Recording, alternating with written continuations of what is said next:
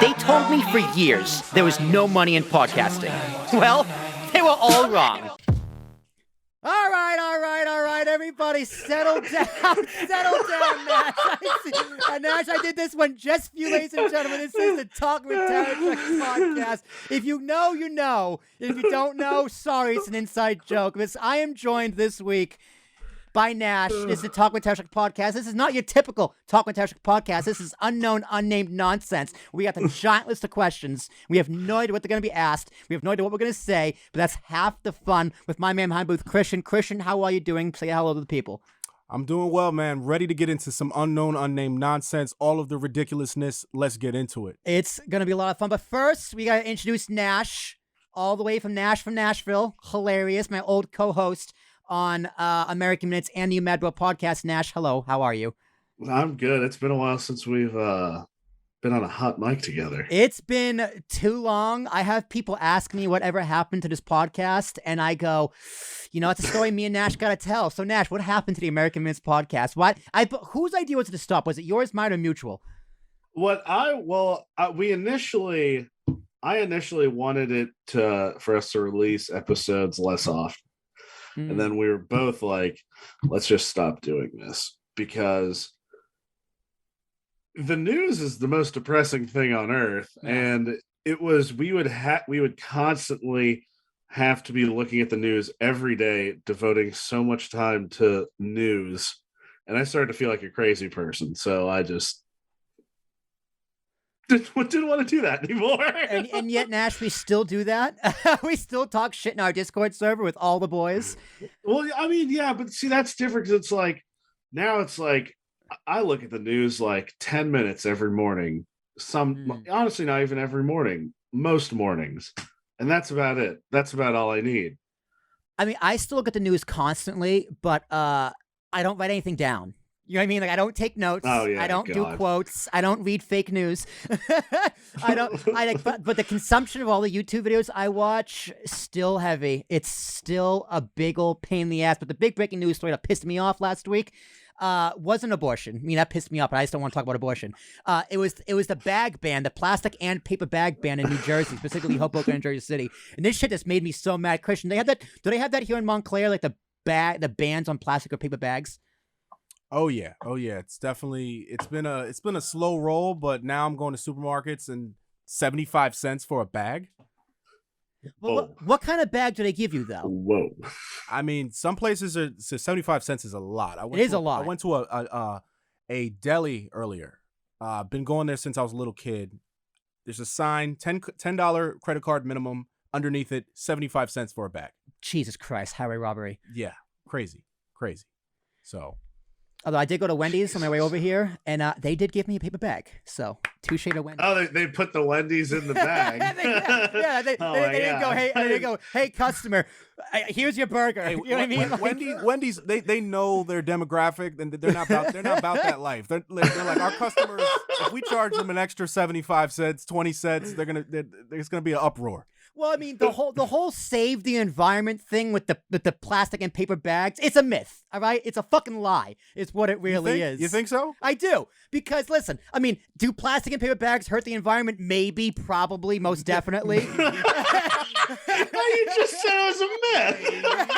Yeah, okay. But taking them away from us, is it really going to make that much of a difference? No. All it does is a tax on the consumer, making us pay more and saving the companies money. Christian, I want you to Google that for me. I'll first Google. Look that shit up right now. How much money does Stop and Shop save on a plastic and paper bag ban? I bet it's millions. How much money? Nash, how much do you think? It's our first question. Dude, I'm probably gonna say that. All right, so who's saving money? Just all of them? It's like a plastic bag and paper bag ban in New Jersey. How much money is that going to save businesses, aka put on the consumer? I'm probably going to say around $10 million. I was going to say around 8 to 10 million as well.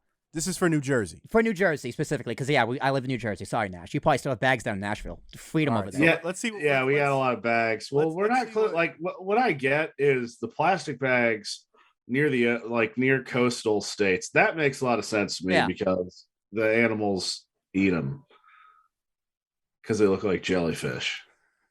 They have a permanent hat. I forget what comedian said that joke. So let's see what what Google we got, says Christian? about Throw it up. What we got? How much money do reusable bags save? You want to read this, Will? No, I'm not good at reading. Remember, Nash? All right, there are many estimates as to just how many single-use plastic bags are replaced by using one reusable grocery bag for 1 year or a lifetime. The estimates range from a savings of about 100 bags to 700 bags per year, which estimates 500 single-use plastic bags are replaced. But that's not answer my question. That's how many bags are saved. I need dollars. Yeah, and it's funny because the question says how much money, but yeah, you know how this is how Google doesn't want us to know. Google does not want us to know the answer. Who gets the 5% bag fee? We do. That goes on the consumer. Nash, am I wrong here? You're the smart one. You know what I'm saying, though, right? No, I totally get your point. It's like when Apple got rid of they got rid of the charging brick, right? It's like, oh, saving the environment. No, you're not. You just don't want to spend the money to put the charger in there. Like, I feel like everybody uses those bricks too. Yeah. There's a reason why it's called Cube Recording Studios. It's just charging bricks all over the place. This is true. There's tons. I mean, honestly, though, that's a good thing. Like, that's a fantastic thing. It's what's more inconvenient than not having one. I feel like I'm always in a state of not having one. Dude, it's the worst. When I got my new phone, they gave me the cord but no brick, and it's the USB USB-C, so it's like the little one. Yeah. So it's on both ends. It's not regular USB. So even if I had an extra brick, which I do, it doesn't fit because it's not USB. It's USB-C. So annoying. I had to buy a USB-C brick. It's the worst. Yeah, it's the stupidest thing ever. But all right, that's enough ranting and raving. Christian, ask me our first question. First question. This is a fun. All right, throw yourself on camera. This one's good. I don't even know the answer to this one. What is the proper response when someone knocks on the bathroom stall door? Nash, you go first. I usually say occupied. You say occupied. Occupied. I say occupied. Unless, honestly though, a few times I said someone's in here. I mean, I've been there too. We've all been there. It's one of the most awkward conversations to have with someone. Like you're pinching a loaf. You just got what? What do you say? It's whatever naturally, instinctually comes out of my mouth. That's what I say. It's how I live my entire life. I'm not gonna stop now because I'm on the toilet. I usually just go 1 second. I'm almost done, and then I sit there for 5 extra minutes to see how long I can sit so I can get the knock again. Christian, what about you? Honestly, I think I do about probably the same thing. Like someone's in. I've never actually had that experience. I mean, I've had the obviously when you're with your family in the house, you have that experience. But I've never had that experience in a public bathroom. It's just insane. Like, what's wrong with you? What's wrong with you? Why are you not look like? It's shocking, appalling. Oh, I can say, so story time. You've had that happen to you. Oh, yeah, even worse. All right, so one time, this kid didn't even knock. So this was in fourth, I say kid because it was fourth grade. So we're both in fourth grade, so it's not weird. He doesn't even knock on the door. He just, like, looks underneath and just goes, nice. like, what was he going nice to? I have no idea. He looks at me, nods his head and goes, complimenting your socks, man. Nice. just really nice. Taking nice. care of business in here. Now, what's the appropriate? Fuck you, Nash. Now, what's the appropriate response to that? Fuck off, Simon. That does sound like somebody that a person named Simon would do. Okay, that was his real name. I'm not gonna say his last name for shame. But I'll give you a hint. It's very Irish. I was imagining like a Simon Belcher, like that kind of. No, Nash. I'll text you his fuck's name after we're done recording because it's gonna make you mad. Because it makes me mad just thinking about it. I will say, like last week though, there's this Japanese restaurant I really like to go to near my house. And I've never actually, up until last week, I had never actually used the bathroom in there. And so I was going to the bathroom, and it's like there weren't bathroom doors. They were just like standard doors like you'd find in the house, just like a wood door. And so I walked in, and I was like, where's the toilet? And I saw there was another door. So I opened it. And there was a guy just taking a dump in the toilet right there, staring at me. And I stared at him and just went, nice. Yup, and closed the door. I don't know if it locks or if he didn't lock it or if it didn't lock at all. Dude, it's the best when you lock a door like on a public bathroom and it says occupied or it's red and then they still knock anyway. That's when you go, occupied. I don't know. I feel like occupied is my generic. Like every time, or not every time, but I feel like most of the time that's what I reply with. Probably because it is written on the doors there. You should just be like, it was the best of times, it was the worst of times, and you're making it the worst of times. Next question. Christian, what we got? All right. What is the most important day in human history? Oh, so glad we asked this question. Jesus Christ. No, this is a conversation Nash and I have had multiple a time. So Nash, I'm going to go first. The most important day in U.S. history is the start of World War I. It is the day that Prince Franz Ferdinand from wherever the fuck country got shot in the face by a teenage kid. Archduke Franz Ferdinand the Third 15,000th. All right, it was the day that he got his brains blown out because that's what started World War I. And if you look at life pre-World War I and post-World War I, it is just a definition of escalation. Yeah. I mean, that's really like the birth of the technological age is everything after that. Exactly. So, Christian, how can we do this podcast? How can we have internet? How can we have all of these like NDI inputs? The answer is simple. It's because some 17-year-old kid killed some Archduke Franz Ferdinand. Without that, we'd still be on a horse and buggy. Maybe. Did they have cars in like 1911 or 1908 or whatever? Yeah. Yeah, right, that's around that time period. Yeah, Ford kicks off. Yeah. So your response, friends. What do you got? Nash, I know you have a counter to this, but is it U.S. history or is it just all history? It's human history. Oh God, is it me or Christian? Who goes next? You. The camera's on you, so you. Oh wow. Okay. There are probably three. There are three that I'm having tough deciding. Well, go with all three. Go with all three. There's the burning of the library at Alexandria. That's a good one. There's the Gutenberg printing press. Okay. And there's Napoleon invading Europe. Let's start with Napoleon, because I'm just rehashing this conversation we've had multiple times, but I'm doing it again. Why Napoleon? Well, because Napoleon is more important than Archduke Ferdinand being assassinated, because without Napoleon invading Europe, there wouldn't have been those strategic alliances made in Europe for World War I to even happen. Right. And Napoleon did a brilliant thing, which was he sort of modernized artillery. He just sort of was like, yeah, hey, why don't we just use cannons for everything? Because they're the best. And so that pretty much is the lasting effect on lots of warfare. Well, pretty much all warfare.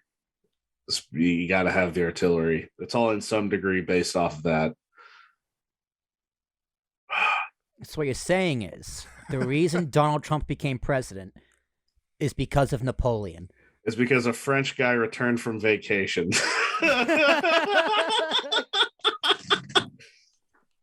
And now the burning of the library at Alexandria, that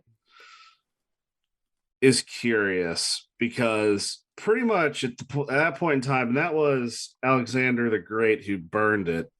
Bastard. That at that point, the library pretty much contained all of human knowledge. Pretty much anything that had been written down was written down there. So obviously, when it got destroyed, a lot of things were sort of lost. Lots of ancient knowledge was just totally gone. And we don't really know what happened about that. Like the Greeks had, there was an invention called Greek fire. We still don't know how they made that. It was something that could essentially flammable on water, and it was still don't know how they made that. It's I'm pretty sure Game of Thrones, when they do that, when they blow up the thing. Yeah, you got the fleet. Yeah, like I'm pretty sure that's what it's based off of. But there's also like the Greek steam engine. It wasn't necessarily used for any like practical means, but it was used steam to rotate device. So it's pretty much a steam engine to turn a turbine. And a lot of that kind of gone. So it kind of reset humanity back a lot. And what year was that, roughly? I don't know. No idea. When was Alexandria the Great? So we're talking BC then? Oh, definitely. Most definitely. That's before... Roman Empire? Or before? Well, before the... Well, yeah, that's before the Roman Empire. So what I know. The only thing I know about Alexander the Great is that terrible Colin Farrell movie. Not so great now. You got fucking Colin Farrell to play you. And then the Gutenberg Bible. I honestly, I'd probably say that one's probably the most important, because up until then, all of knowledge, being based off of books, you had to be part of the upper class, or in the inner circle of knowledge to understand how to write and how to read. So the fact that this guy was able to mass produce printed works totally revolutionized everything. Like the Catholic Church no longer overnight. Catholic Church doesn't have a hold on everything, because now anyone can have a Bible and anyone can go read one. So that gave general access to everybody, or general access to information for everybody, which is probably going to be the most important thing, I think, in history. So was that how long a time was that with Martin Luther?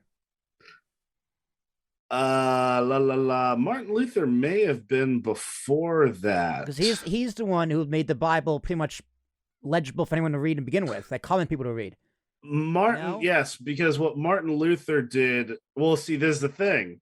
It had to be Martin Luther because Martin Luther was somebody who read the Bible and analyzed it. But to do that, he had to be a Catholic priest. See what I'm saying here? Like, if everybody had access to reading, it probably would have happened way earlier, because you would have had other people speaking out. Now it takes a lot for somebody of their own volition to say, hey, I don't actually agree with this entire institute that controls pretty much the world at this point. That's okay, Christian. Follow that up. Man. Let's go with your birthday, man. It's easy. I'm not a history buff, man. I was actually cheating over here looking up stuff on Google. I did have one thing in mind before I went to Google. So you look it up on Google. You get a couple different answers. What we got? You get 1776. Easy. Right, easy. You get 1944, which was the invasion of Normandy. So D-Day. Okay. And then me, being biased as a half African-American black guy, I'm going to say the Emancipation Proclamation. That's my answer. Hey, that's a fine answer. I'm not going to debate you on that one. Unimportant. Well, it's funny how you Google it and they give you 3 days in American history. What if it's just like, Tiananmen Square? Well, they gave me the 2. I came up with the Emancipation one. Okay. Still. Okay. Yeah. All right. 3 very well, actually 4, 5, 6 very important days in human history. Discovering fire, that was pretty cool. That was a big one. Definitely big. But we don't know when that day was. So did they actually even do it? I mean, yeah, like the leading theory is somebody just was walking around and saw some fires, like, I'm gonna go touch that. Whoa. Did not see that one coming. But I do think definitely the Library of Alexandria is definitely one of the biggest tragedies in history, because now we don't know how many licks it takes to get this kind of a Tootsie Roll Pop. That information was in there. We don't know how they built the pyramids. It's just they threw slaves at it until it was finished, but we don't know for sure. Right? Yeah. All right, Christian, next question. That was a good one. We don't know how they built it. Next question. Let's find a good one here. Oh, this is going to be a Nash one. What are NFTs? Wrong answers only. All right, NFT stands for no fat toes. No fat toes are allowed. If you have a fat toe, you gotta get the fuck out. Oh, I got one. What do you got? I'm gonna piggyback off that one. No fat toddlers. No fat toddlers. You gotta roll them. If they can't walk, they have to roll. We don't want you. Not allowed. All right. Okay. Well, so NFTs. What wrong answers only? And NFT is a non-fungible token. All right. That's the wrong answer. What? it means they're not real, Nash. All right. NFTs are bullshit. I don't want to hear anything else. Go ahead, Nash. You're a smart one here. School us. What is it, or what isn't it? Wrong answers only. What aren't they? No, because non's part of the real one. Not feeling tart. I don't know. Not feeling tart. Wow, it's times like this I wish I told you the questions ahead of time. How about negotiating financial taffy? That's good. Where taffy is just used as money. You got to negotiate how much money, though. Negotiating financial taffy. No one fart today. No one fart today. Oh, Nash. That's a good one. That's a good one. It's like, because you know how like there in every warehouse ever, there's 0 days since an accident. Uh-huh. Kind of like that. That'd be a good one for an office. We have had 3 days of no one farting. Days since someone farted. We have had 0 days of people smelling it and or dealing it.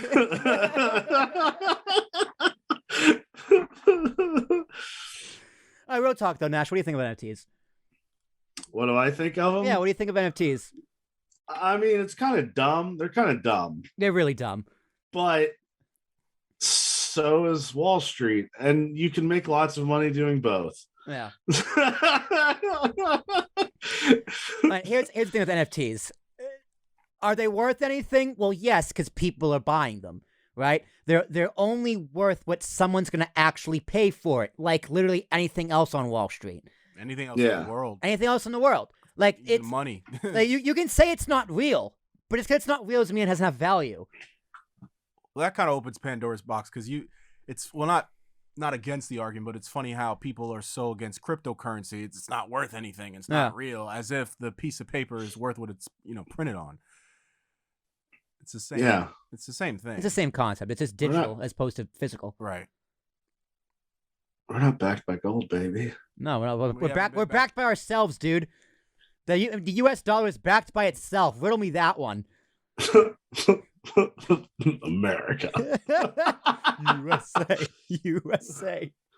What was that we were talking about the other day? There was that guy that was like the head of the Treasury a few years ago, and they were asking him if he was worried about if we defaulted on our debt, if someone just called up our line of credit. It was like, no. And he was like, well, we're America. We're America. Like, that was his genuine answer. They're not going to call us out on our debt because we're America. It's like, dude, everyone likes America. Who's gonna be mean to America? Like, we're fucking America. I assume they like their money too, so they're not going to do that. I believe there's a word for that, and it's called non-fungible. I mean, really, that's what I was like. I saw this one video about Gary V. That guy. I like Gary. And you don't like Gary V? I don't like Gary V. He's the epitome of that gif of what's his name? That guy walking up, hello, fellow kids. Oh, Steve Buscemi. That's Steve Buscemi, yeah, walking up doing that. That's what he's become. And he talks so much, and that's the thing, you can only talk so much before you're just spouting absolute bullshit. Yeah. And so trust me, I know. He was talking about how it's gonna replace airline tickets and all that moving forward. Like, no, it's not. Is the airline ticket function broken now? No, because they just give you a code that is unique already. That's it. We're going to give you an airline ticket on the blockchain as opposed to the app. like that's the stupidest thing I've ever heard. I mean, they might use it for verifying other things, but to think that it's going to become such like a common thing that the federal government would adopt is stupid. Well, that's the thing about cryptocurrencies in general, right? And these alternative sources of money, like NFTs, crypto, Ethereum, what have you. Like, once the government adopts it, doesn't it completely defeat the purpose of what it was made for in the first place? Yeah. Well, yes and no. Or is it because now it becomes legitimized, so it's actually worth something because it's legitimized by the government? Yeah, that's probably what would happen most likely, because when you get like genuinely the most accepted use, or it's like are really impoverished countries that are utterly wrecked, if you have the capacity to use cryptocurrency, you're probably going to, because it's going to end up being more stable than your country's government. Right. Like, I'm pretty sure that's what happened in Costa Rica. They're having, I think it was Costa Rica. I think it was Costa Rica. El Salvador made it their official currency. Yeah, okay, El Salvador then. It's because you can't really rely on the government currency, so they're going to allow crypto now because it makes more sense, because it's not directly tied to the product, the GDP of that country. It's free. It's all over the world. You can't pin it down, so you can't sort of say one thing is going to utterly destroy it. Yeah. Well, that's another thing to it. It's like cryptocurrency in general. Like, countries like El Salvador, or even like Russia tried doing it with all the U.S. sanctions. Yeah. If the U.S. is going to have all these sanctions, like Venezuela was thinking about doing it as well. Whereas it's like, if you're going to have all these sanctions on us and making our money essentially worthless, we're just going to move to cryptocurrency. Mm-hmm. Now, to be fair, let's be clear. Nash, neither you, me, or Christian are actually economists. So we're not experts in anything. We're kind of talking out of our ass. Disclaimer up here. Yeah, disclaimer up here. Yo, hey, but here's the thing. Neither are economists. Right? That's fair. That's fair. Neither are economists. But like, that's another thing with crypto that makes it so interesting, is that you can kind of get around these government loopholes. Yeah. Because a reason why El Salvador in and of itself wanted to get on cryptocurrency is because of U.S. sanctions, how he just pretty much just ravaged that whole area, or even China as well. China's been going into South America as well, just to steal all their resources. Yeah. So it's interesting. It's interesting. But I guess my final thing on cryptocurrency is what can you actually do with cryptocurrency other than convince someone else to buy it? That's the problem. The infrastructure at this point doesn't support the wide use of cryptocurrency to go buy everyday things. Right. Yeah. I guess you can buy Mavericks tickets. I remember Cuban said he would do Dogecoin, and Tesla was just like you could buy a Tesla with it. But like until that becomes like official and a real thing, like I know was it Odell Beckham Jr. or something took part of his salary in cryptocurrency, made like $4 or something ridiculous. Like, well, I have cryptocurrency. I'm gonna go buy a Tesla now. Like, what can you go do with it realistically? Yeah, it's like I think Peter Schiff said it best. Peter Schiff is an actual economist, libertarian. Nash, you'd have thoughts about him. But he was like, if one person had all of the cryptocurrency in the world and they owned all of it, it means it's worthless. It means absolutely nothing. Whereas if someone had all the gold in the world, they are a bazillionaire. Like, it's worth everything. Mansa Musa. Sure. I don't know what that word means, but sure. It's what is he? African king who owned, like, he had like ridiculous amounts of gold and diamonds to the extent where he would just pass it out passing through towns. There you go. He flooded the ancient world. He essentially annihilated the ancient world's economy on a trip he took because he was giving out so much gold and building so many temples. He wrecked the economy because he also like over a span of like a few months flooded the world market with gold. He was just giving it out to everybody. The way going on. Oprah would give out houses. You get one. You get one. Yeah. It sounds like he was just King Midas. Trust. Honest, that's probably what it's based on. To be real, everything he touches, boop, turns to gold. Yeah. Yeah. No, my daughter's dead. Whoops. All right, Christian. Next question. We got one that we're gonna run through real quick, and then another one that's kind of funny. So, do you refrigerate ketchup? Yes. I do. Yeah, after you open it. Okay. Some people don't. I don't like ketchup though. I don't like ketchup either. But like, I think we should expand upon this. Yeah. Do you refrigerate bread? So that's like very different in every household. Sometimes we'll freeze it. You freeze the bread. Yeah, because usually I feel like in my house when you get bread, we usually eat all that bread. Unless it's like for some reason somebody gives us bread or something. My sister's like a baker, so that's not like a crazy thing to happen. Just giving you bread? Yeah. After I said that, I was like, "Who the hell would do that?" But Nash is so poor, his neighbors have to give him bread. Yeah, so like sometimes we'll like freeze bread if we know we're not going to eat it immediately.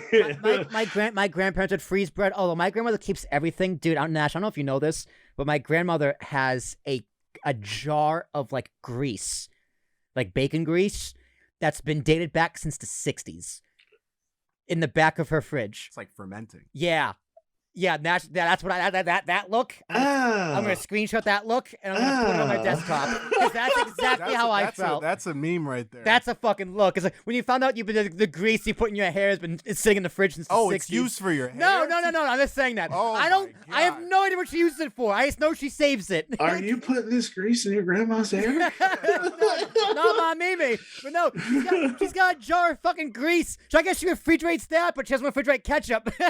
Dude, honestly, if you eat that, there's a chance you get polio. Dude, it's the weirdest thing. Like I know people of like her age. I guess because I guess they'd be the lost generation. Which generation we talked about 2 weeks ago? Which generation would they have been? The greatest generation, the silent generation. I guess they're so silent they don't tell people to keep grease in their kitchen, in their fridge for 60 years. All right, what do you do, Will? What do you do? Do you refrigerate with ketchup? Ketchup, bread, and then we're gonna talk about syrup. These are the things. Batteries. Okay. I do. I refrigerate ketchup always. Me too. Always. Wait. You say when you bring it home from the grocery store, it gets refrigerated? Right in the fridge. Oh no! See, only if I open it. Yeah. Yeah, see, I don't know. But I'm also with Nash. I also don't really like ketchup. I think there's a question on there. Do you put mac and cheese on ketchup or ketchup on mac and cheese? All right, so I'm going to lump that in there too. So people have put ketchup on mac and cheese, which I think is very weird. Yeah. It's an Irish thing. People from Boston do it all the time. At least growing up they did. I know some people that do that too. Yeah, I think it's disgusting. But I put ketchup on anything. Yeah. I put ketchup on broccoli. I'm like, do you really? Yeah, it's actually pretty good. Really? Why? Yeah, that sounds disgusting. You got to try it, man. No, I don't. Ketchup don't. is a universal thing. You can almost put it on anything. That's true. That's fine. Almost. It's what is ketchup? Ketchup is just what? Tomatoes and vinegar? And what all the extra other and shit, sugar? All the extra sugar. Yeah, a lot of sugar, some vinegar, some ketchup and water, and some ketchup. Yeah, ketchup and ketchup. No shit. Tomatoes and water. You blend it all up, hock a loogie, and you call it a ketchup. No, I can say why do you refrigerate ketchup though? Because mustard doesn't need to be refrigerated. You can keep mustard in the cabinet until forever. I refrigerate mustard. I also refrigerate. I refrigerate all condiments. I refrigerate mayonnaise. Like, I know some people don't put mayonnaise. Some people don't put jelly in the fridge. Check it out. Oh, so we got. Oh, okay. Bottom ingredients: tomato concentrate from red ripe tomato. Yeah, of course they're red. No shit.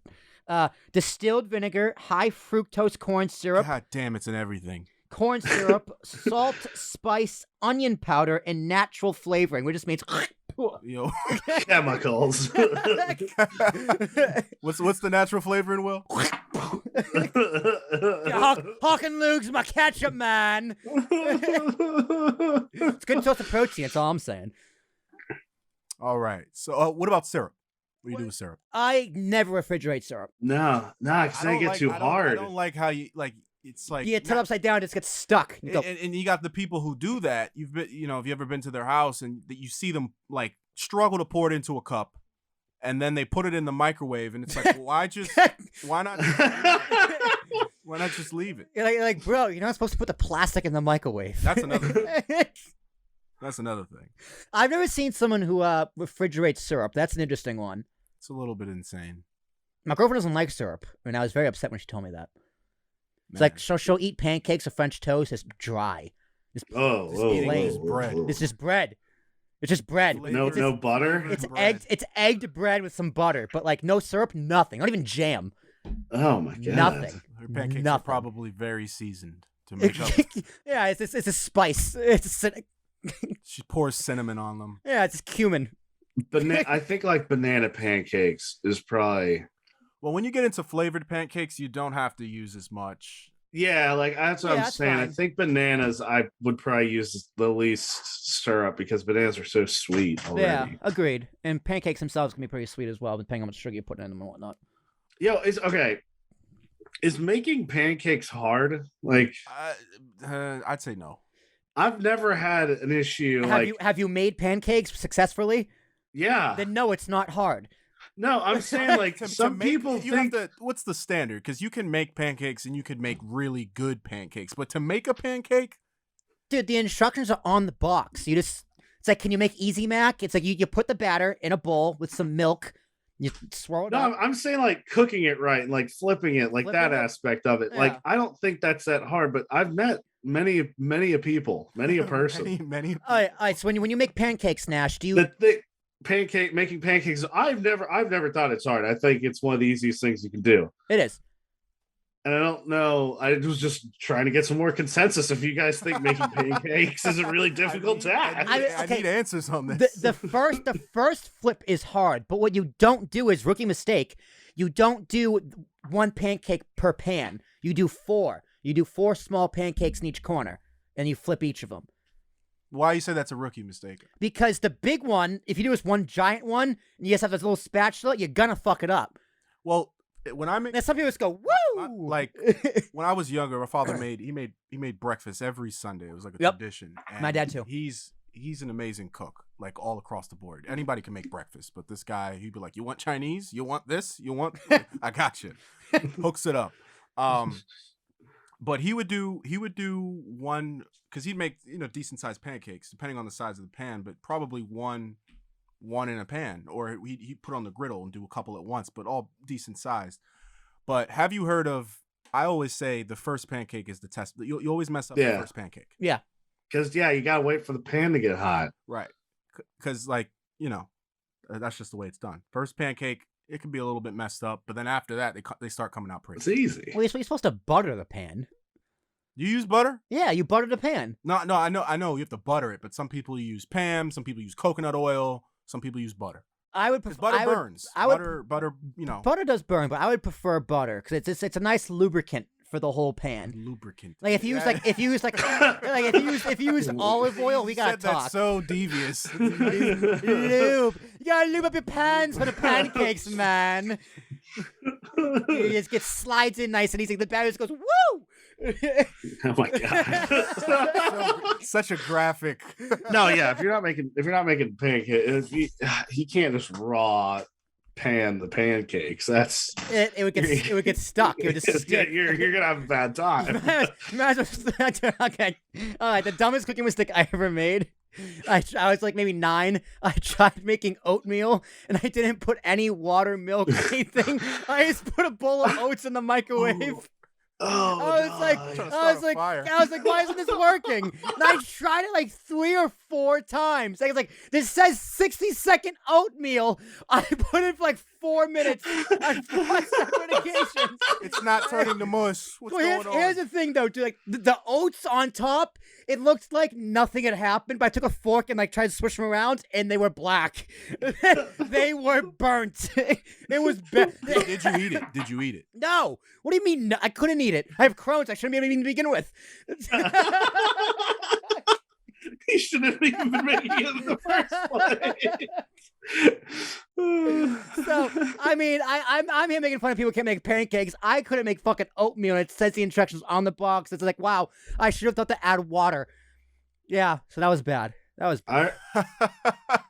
I as a kid, I broke our microwave because my brother's room was in between or our kitchen was in between where our internet was set up and my brother's room, and if you turn the microwave on, it'd shut off his internet for like as long as the microwave was on. So he'd be like playing Call of Duty, and I'd just run over and click 5 seconds on the microwave and it'd drop him. But I did it like 3 times, and the microwave just died because it cooks itself. You gotta have something in the microwave or it'll cook itself. I didn't know that. You're not supposed to just run an empty microwave. Yeah, don't do that. Really? Why? Yeah. What happened? Like, I know it cooks stuff, but like, how is it? So if you put food in there, how is it not still cook itself? Like the microwave's just like, whoa, hold up. I'm There's assuming something in here. I'm assuming it's all getting absorbed, or enough of it is getting absorbed by the food in there, or whatever is in there, like water. Whereas if it's not, I guess it's just bouncing off the inside, or it's heating up the, shell, the casing on the inside, and that could probably damages stuff that are touching the shell on the other side. Interesting. Christian, Google that, 'cause I'm curious. Google it, and let's see what we got there. Because I know some people would, like, instead of doing a timer, just do 2 minutes on a microwave and just let it run instead of doing the timer. Like, yeah, it's less buttons. Yeah, nah, you're definitely not supposed to do that. I remember my friend in middle school told me that when he was a kid, he took a dump and took a bowl, scooped it out of the toilet, and microwaved it. What? Yeah. I thought that was very weird. Yeah, that's what I said. That look on your face right there, that's pretty much what I gave him. Yeah, I was very concerned. We went to the same college. I didn't do it. I said my friend did it. All right. So when the oven is empty, none or almost none of the microwaves are absorbed. A large amount of energy reflects around the oven chamber, resulting in large standing waves that can damage the unit. If the microwave works after it's been run while empty, then the unit is no shit. Like, thanks. If it works, it works. If it still works, it's safe. All right, so Nash, as per usual, you were right. He was right. It's pretty much just there's the waves just fuck each other up. They're all going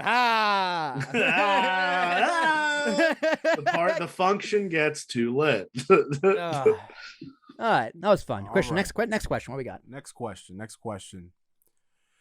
Your wife is kidnapped, and you have to go rescue her. Do you listen to music when you go rescue her? That's the question we have. And if you do, I'm adding this on. What song are you listening to? Oh, God. I forget where I saw this, or if I heard it from McLeod say it, or I definitely saw it on Instagram. I don't know if McLeod mentioned this in our Discord chat, Nash, but I definitely stole a few questions from him. But if my wife is kidnapped and I gotta go rescue her, I'm down in the car. Dude, I'm just doing my regular routine. Whatever podcast is on, I'm listening to. What? It's just like, oh, who am I listening to on Rogan tonight? Oh, what, E coming? It's gonna be hilarious. You know what I mean? Like, my wife got kidnapped. I'm looking at my routine. What am I gonna do? Back in Black. Down. I'm just gonna go, you know what? This is a really good song. Like, Well, I guess my wife is kidnapped. This shouldn't really affect my day-to-day too much. I mean, I'm gonna go save it, but like, when I listen to things on the radio, it's very, very specific. Like, my listening time for podcasts and radio, it's on a routine, it's on a schedule. I gotta follow that schedule to the max. Schedule. Or I was like, is anyone gonna call me? Someone's gonna call me on it. Or I would just do my one for the road playlist. This was the music I listen to in the car. I feel like I'm either listening to heavy metal. I need to see red. Yeah. Or I'm listening to like hip hop diss records.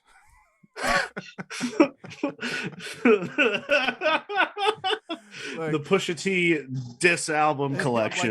I'm listening to like Tupac, Hit 'Em Up, Who Shot Ya by Biggie type of thing. Dude, I would just straight up do just John Cena's theme on repeat. Oh, that's good. That's good. You can't see me, my time is now! Like, yeah, it'd be great. Maybe some Triple H theme in there, just straight wrestling themes, as long as it's not the bad ones. Like, the Undertaker comes on, fuck. I guess she's dead. I just imagine, Daffy, you're driving to wherever she's been kidnapped, and then you like park the car outside, and you're like, this episode's only got 5 minutes left. Might as well finish it. Oh, it's Joey Diaz. I gotta listen to that. Fucking up Joey. Honestly, dude, if it was Joey Diaz, he's the best rating guest ever. I might just give an extra 5 minutes. Nah, you gotta listen to music. You got it. Or do you just like roll the windows down, no music, and you just seethe. You're just like, just the rum of the engine. Yeah, just because I'm not because I'm gonna be thinking, what am I gonna do to this motherfucker? First, I'm thinking, how big is he? That's the first thing I'm thinking. Oh my God. Realistically, I'm not listening to any music at all. If we're talking like not a comedy situation. All right, how long have we been married? That's also a very important question. 35 years, 2 kids, 2 dogs. If you've been married 35 years, how capable are you of saving this woman? I'm armed. That's for damn sure. Yeah. You gotta be like Liam Neeson. I'm going to Nash's house. I have a particular set knock of on the skills. door, going, Mr. Moorer, I need your shoddy. You go, goddamn right, here you go. I know your dad, Nash, would be thrilled to give me a shotgun. You have an answer to this, Nash? You have a song or... I gotta say, I think I'd probably listen to Dream On. Dream On. That song, I think, more than any other song, makes me want to break the speed limit. Interesting. Aerosmith, right? Yeah. Yeah. Okay. Right, there's that big kind of, what's it called in music? I'm bad with music terms. Crescendo when it goes up. Is that the crescendo? Is the crescendo the ending? That was like ultissimo or something. I don't know. Wow, that's a term. Yeah, I don't know. I'm a music guy, but I've never heard that one. Well, the crescendo is crescendo. It's like when it kind of goes like, oh, it kind of goes up. Oh yeah, that's what I know. The crescendo. The word he said altissimo. Yeah, I don't know what that is. I think altissimo is something when it goes up. I don't know. Like altissimo won't be high pitched because like alto is high. Yeah, again, I don't know music terms. It might be the crescendo. I've got no idea. But yeah, because like climaxes. And it's in Spanish. It just means extremely high. Yeah. Oh, yo, bro. Hey. Yo, bro. I don't know if you know this, but I'm altissimo. Soy altissimo. Yo, soy altissimo. Extremely high. Extremely not the high. regular amount. Yeah. not the standard every day amount. My wife's been kidnapped high, officer. I am not my standard 5'9" high. I am 9'5" high. All right. Next question. What we got? Do you think you could beat yourself up in a fight if you had a clone? Damn. All right. So I'm cloned perfectly as I am now. Like about a $170, busted up shoulder, glasses, everything. Could I beat myself up? Is that like purely from a physical standpoint or like a emotional standpoint? Both. Like, does your clone have the guts to kill you?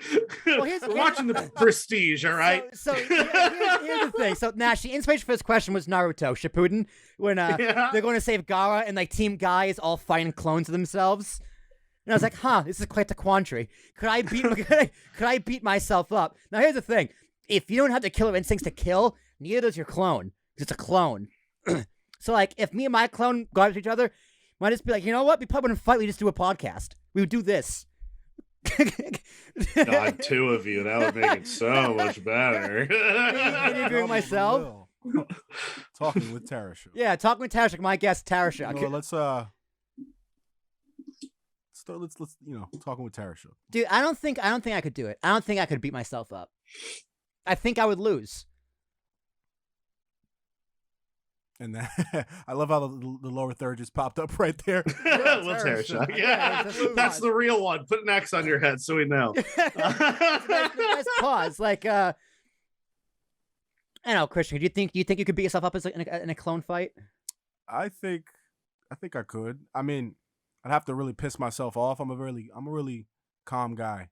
Okay, so what if the clone of you kidnapped your wife and you gotta go save her? What song are you listening to, and how are you gonna beat yourself up? No, see that's a good scenario because like, what if he's trying to take your life over? Yeah, he's trying to steal your identity. Talk about Mr. Yeah. It's a case of identity fraud. Dude, that's like a Michael Bay movie just waiting to be made.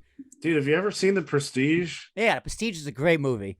That's classic. That is the question. It is a phenomenal movie. I mean, he answers that question every single show, and he has the answer. The answer is yes. You guys might not have seen it, but there was a Will Smith movie that came out recently where it was a younger version of himself from the past, and he's just fighting him the entire movie. I don't know if you've seen it. It's shot at like a ridiculously high frame rate, so it doesn't even look. It doesn't look real because it's like shot at like 120 frames per second or something. Yeah, I saw some of it because I know Jared was watching. It was a bad movie. Yeah, Jared liked it, which I knew was bad. It was terrible. It was bad. Yeah, if Jared said it was good, I knew it was bad. I absolutely hated it. Yeah, I heard it was awful. I used to be a fan of Will Smith. I still am a fan of Will Smith. Slap and no slap. He just hasn't come out with any movies to me that were, core Will in a while. Yeah, no, I feel you on that. Yeah. I think I'm gonna put a question here. This one's not on the list. This is off the top of the head. Perfect. So I'm kind of like one of these bah humbug nostalgic kind of guys where I feel like the creative industry has deteriorated, like in music to an extent, definitely in movies. In the past, I could go to the movies and, I'd like it. In the last 4 years, probably even before COVID, pre-COVID, I haven't been able to go to the movies. I've had multiple times where I've gone and I'm like, yeah, what was that?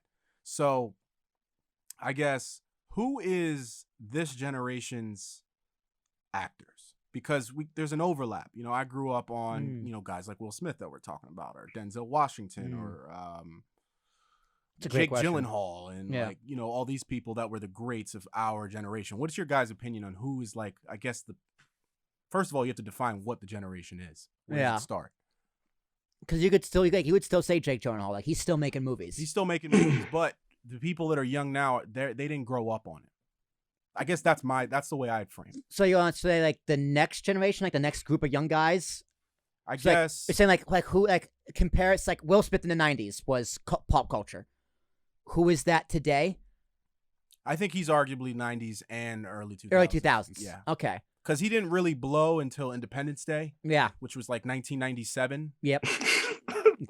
What a movie. Give or take, dude. The best Bad Boys. The best presidential speech of all time. Oh, Bill was it Bill Pullman? Bill Pullman. Yeah. Today is our Independence Day. He also did Men in Black. Bad Boys. Bad Boys is great. I love who is this generation's actors? Because I'd arguably say that like Will Smith is one of ours. Dude, probably Tom Holland. Spider-Man. That's a good answer. Wait, is Leo in it? Because that's the thing is Leo's been acting since such a young age. Well, when did Titanic come out? That was 97. 97 But too, his big break was Romeo and Juliet, which is like 94. Eating Gilbert Grape, which is even earlier. Yeah. I think Leo's arguably one of ours too. I think Leo is cross-generational, so Leo is part of 2 or 3 generations. Like he was a childhood heartthrob, right? Then he was a young adult heartthrob. Now he's a 40s heartthrob. Like, what I mean? Leo's in his mid-40s and he's still gorgeous. So... that French guy. Brad Pitt's one of ours, I'd say too. Yeah. Yo, here's the thing. Christoph Waltz is one of ours, and he's like 60. Yeah. I think the idea is that like they kind of started blowing up when you were growing up. Okay. So I would definitely say Leo. I would probably say Samuel Jackson. Samuel Jackson is, if you look it up on Google, they don't even know the amount of movies he's been in. It's like it says at least 120. Yeah, it's well over that. We stopped counting. Dude, I never forget who said it to me. It might have been Coney Nash. He's like, Samuel Jackson is the greatest black actor of all time because he has the most work. Oh yeah, I think that's an interview he was in where he was like, they called Morgan Freeman, they called Denzel Washington, then they called me. Yeah, pretty much. At least 150.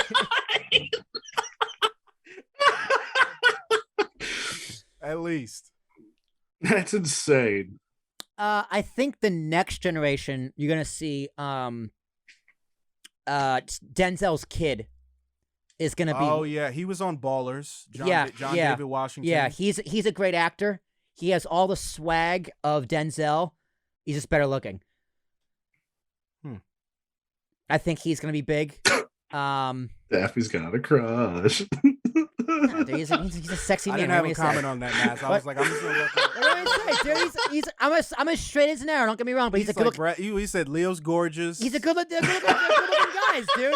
Are you gonna say they're not attractive? No, they are. There you go. No, they're fine. That's a whole conversational topic about like I think as a man you should be comfortable enough with your sexuality to be like. It's just we're all talking sort of about their talent.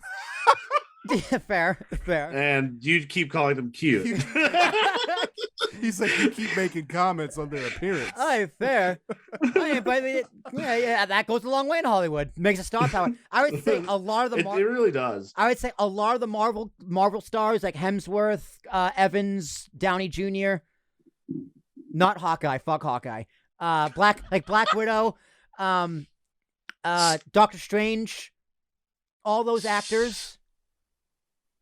Steve Carell's probably our generation. Steve Carell definitely, because he had his big break in Bruce Almighty, which 2004. And how many people watch The Office? Everybody. Yeah. I would say Will Ferrell as well, who's very ugly, by the way. There, I can balance it out, Nash. Happy? Yeah, Will Ferrell. Will Ferrell, yeah. Will Ferrell loves to play on him being very out of shape. Like not super out of shape, but enough where you're like, that guy's not doing that. Yeah. Definitely Adam Sandler. Yeah, Adam Sandler though, he goes. I think he goes back to the early 90s, too far back. Maybe even further, like late 80s. No, he's on SNL late 80s. Yeah. Okay. We'll scratch that. We'll scratch him then. My problem with like the question itself is that it's so hard for us to identify because our generation's actors, they're still kind of holding the torch. Yeah. Like it's like the young people have the next generation hasn't risen up in my opinion. Well, it's hard to be. Nash, you wanted to be an actor. It's hard to be an actor these days because movie theaters themselves are struggling. Like it's independent movies get no love. I mean, with the streaming boom though, everyone's in everything. That's fair. Yeah. So it's evolving. But it's tough. I don't know, Nash. What do you think of just like the acting scene and acting in general? Like, why did you stop wanting to be an actor? I stopped doing that because the acting department changed at our college. It was I went to the Hofstra because it was a very small school relatively to have the student to teacher ratio. It's like 11-1. Which is kind of similar to what my high school is like. So I wanted that. I think that's probably the most important thing education-wise if you want to try to learn something is having a small student-to-teacher ratio. And when I went there, it was the largest acting class the year I went. So it was like in that department, there was way more. It was probably like 20-1 or something like that. It was like doubled the teacher to student ratio. And so I genuinely was going to class and feeling like I'm not learning anything. Especially with acting, you need lots of one-on-one time. Yeah. Lots of particular focus. So I stopped doing that there. But I'll pick it back up. I want to do voice acting. I think I'd be pretty good at voice acting. You don't want to see this mug on camera. Me too. I'm pretty good at impressions. I too wanted to be an actor when I was younger, and then I kind of got into dance, and then I got into music, and it's on my bucket list. I want to get back to it, that type of thing. So, all right. I'd also say like Tina Fey, Amy Schumer, they're definitely like that whole like anyone who was involved in Mean Girls, like Lindsay Lohan even. Oh yeah. They were all actors of our generation. Even Rachel McAdams, who played what's her face, Jason Statham. Jason Statham, definitely. Melissa McCarthy. I'm thinking of that one funny movie. Yeah. Even Sandra Bullock. Sandra Bullock. Her and Melissa McCarthy were in Heat. If that's the movie you're thinking of. Oh no, I didn't see that hilarious. one. I didn't see that one. Heat's hilarious. I thought you were talking about Identity Thief. Identity Thief. What's the Jason? He's an Ozark. Oh, Jason Bateman. Yeah. Okay. Yeah. Definitely. Oh yeah. Or what about Mark Wahlberg? Mark Wahlberg. What's his name? Walter White, Breaking Bad. What's his name? Bryan Cranston. Bryan Cranston. Yeah. See, that's what I'm saying. We have so many good actors that we can call on, but like I can't think of any for the younger generations. I'm trying to. They got probably probably their biggest one is like Timothy Chalamet. Yeah. He's probably the biggest one for the younger generation right now. One that I think is interesting is Robert Pattinson. Yep. Because he's like our generation, but in the last couple of years, his career has really shot up. And that's kind of where you have to judge it from. It's when did they kind of blow up? Wasn't he a Twilight? Yeah. He was. That's how that was his first big role in Twilight, and then he's done other movies in between there. But just in the last few years, he's just been in really good movies, like utterly incredible. Which thank goodness, because he's a good actor, and it's like he was running from that Twilight persona. Yeah, so far. Yeah, because he was in that Harry Potter movie. He was in the new Batman. Yeah, he was the new Batman. So it's like seeing him. That's a good thing, but that's honestly probably a good thing, really, for the next generation, because he's probably going to be their, like George Clooney, or their, top of the A-list type. You know what I mean? I would say him, Tom Holland. He's super young. Charlamagne, like you said, who's super young. Zendaya, she's super young. She's definitely this generation. Yeah, I mean, I don't think. She's younger than young. I am. I just think she looks very young. No, she's like 25. That's around our age. I'm 27. Well, me too. I'm 25. Yeah. All right. Nice. Yeah, whatever. I think Chalamet is like 24, 25 too. Definitely our generation. Well, are we talking well, she was doing Disney before, so. That's right. She was a teen star. Yeah. So is Tom Holland. Tom Holland's been acting since at least 2006. He was in that movie with the tsunami and the Impossible with Ewan McGregor and Naomi Watts.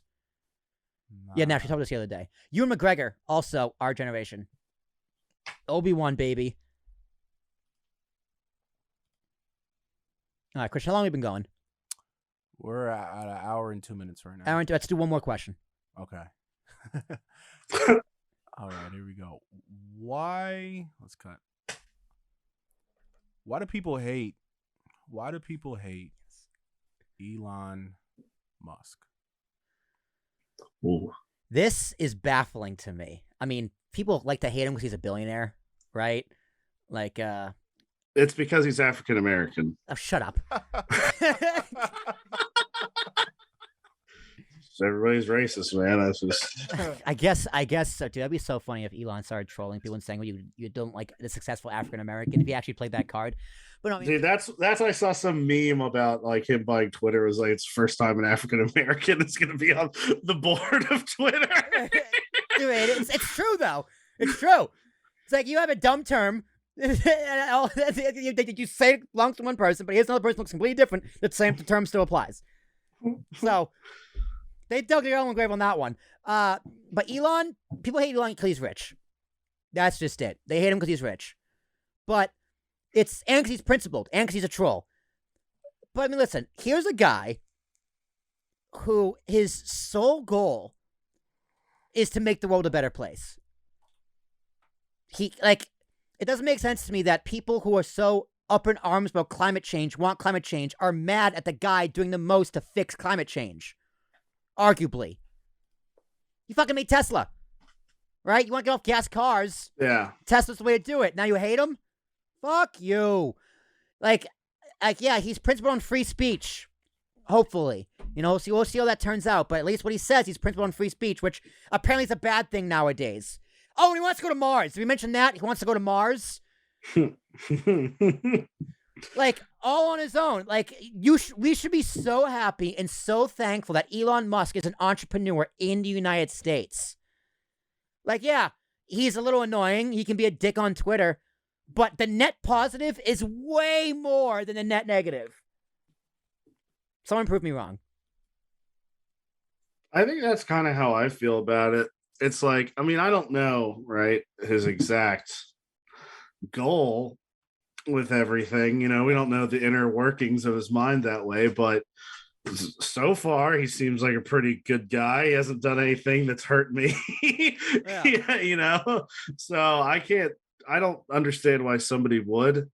I get, like, I feel like most people hate him because, like you said, oh, he's rich, powerful.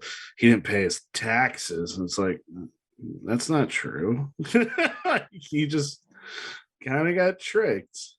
I mean, he pays taxes, but he also has a lot of loopholes to not pay taxes. And there's a lot of loopholes where Tesla and whatever other companies he's involved with doesn't pay taxes. Right? It's like, yeah. Is that a problem? I would say sure on its merits, but I'm not gonna be mad at someone for avoiding taxes. I'm gonna be mad at the government for not letting me avoid the same taxes. No, you can avoid this. You can avoid them. You have the same rights to avoid them. Yeah, I just gotta have that company a successful company. Exactly. If you had that much money, you could do the same thing. Nash, are you aware of the it's like buy, borrow, die? It's a scheme where it's like you have an investment, right? And then when you take out more money, you bet against you invest against that investment. Like you bet against that investment, and then when you die, you just pass it on to your kids, so it never gets taxed. It's like buy, borrow, die. I think it's called. Do you know anything about that? No, I didn't know about that. Look into it a little more, because I don't know off the top of my head, but it's something like Breaking Point's talked about that a lot. It's a buy, borrow, die scheme where all these rich people will they'll buy a company and invest, and they'll get a loan and put it against their company, and then they just pass on to their kids when they die and never gets taxed. Something like that. Yeah, because that sounds about right. Because I know you can pass them along without it getting taxed. Yeah, like there's definitely some loopholes. The biggest tax loophole is life insurance, because death benefits don't get taxed. We have the death tax though. We have estate taxes. The death tax. But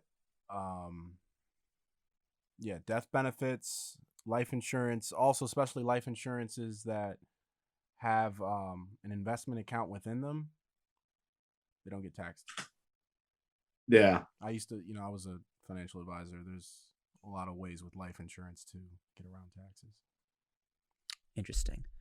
Yeah, people hate Elon because he's rich, and I like Elon because he's rich. You know what I mean? Like I'm a big fan of Elon. I think he's very innovative. I think he's very smart. Listen to him on Rogan for 3 times, you get a sense of for who he really is. And I think he's a genuine guy. I have some fears with him owning Twitter, because as soon as things go against him, like, it's only a matter of time before he becomes power hungry and starts censoring people that he doesn't like. Like, it's inevitable. It's going to happen. Like, people were mad at Twitter for buying. Why? I mean, that's not inevitable. I seriously, why is that an absolute edict? Dude, I seriously think it's inevitable. It's like, listen, dude, that's like, no one can have that much power over speech. Eventually he's going to use it improperly, especially when it's against him. He has a track record of doing that already. Yeah, he might be censoring some Tesla comments. That's what I mean.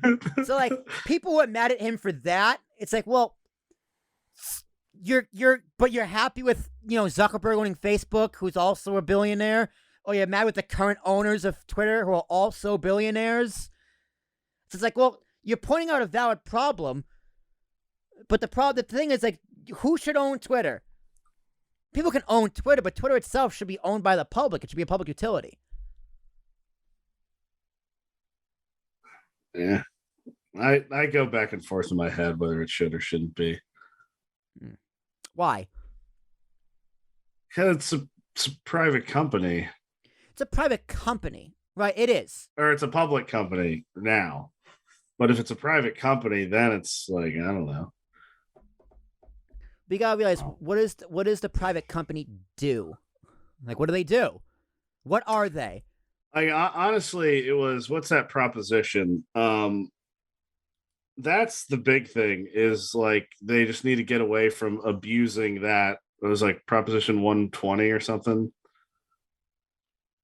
Do you know what I'm talking about? We did a whole thing on it. I have no idea.